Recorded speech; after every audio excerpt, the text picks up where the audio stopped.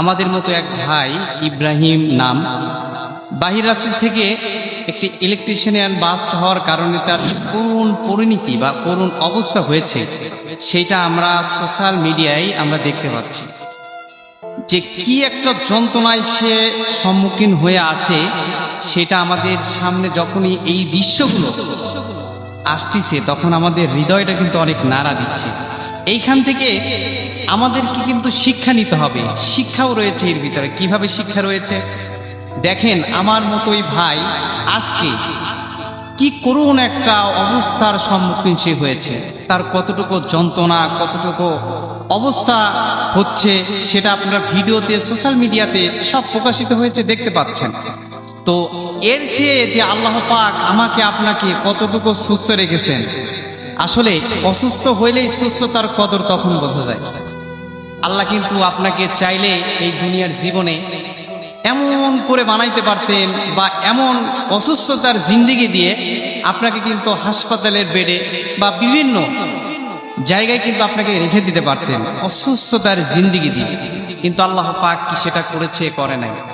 এখান থেকে আমাদের একটা শিক্ষাই হচ্ছে, আল্লাহ রাব্বুল আলামিন কুরআনুল কারীমে 36 নম্বর সূরা ইয়াসিনের 66 নম্বর আয়াতে আল্লাহ তাআলা আমাদেরকে মেসেজ দিয়ে জানিয়ে দিচ্ছেন, ওয়ালাউ নাশাউ লাতামাসনা আলা আ'য়ুনিহিম ফাসতাবাকুস সিরাতা ফাআন্না ইউবসিরুন। জোরে বলি আল্লাহু আকবার।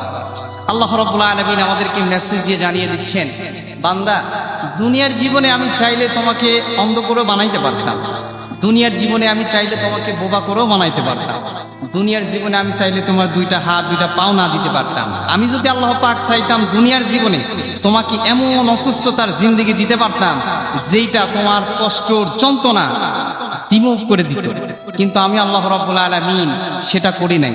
আপনি এই ইব্রাহিম ভাইয়ের থেকে একটু শিক্ষা নেন, দেখেন তার চেয়ে আমি আর আপনি কতটুকু সুস্থ রয়েছি, তার কতটুকু যন্ত্রণা হচ্ছে।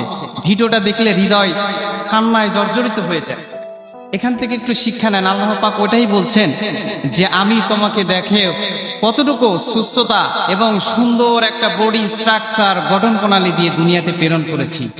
সে রব্বে কারিমের প্রতি আমরা আজকে এত সুন্দর ভাবে সৃষ্টি করার পরও আমরা শুকরিয়া আদায় করতে পারি না, রবের প্রতি আমরা কৃতজ্ঞতা প্রকাশ করি না, আমরা আমাদের অকৃতজ্ঞই পড়ে থাকি আমরা সব সময়।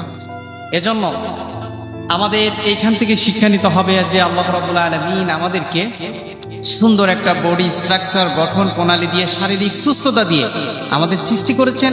সে রব্বে কারিমের প্রতি আমাদের ইবাদত করার দরকার আছে না নেই? সে রব্বে কারিমের প্রতি আমাদের সকলে ইবাদত করার জন্যই তিনি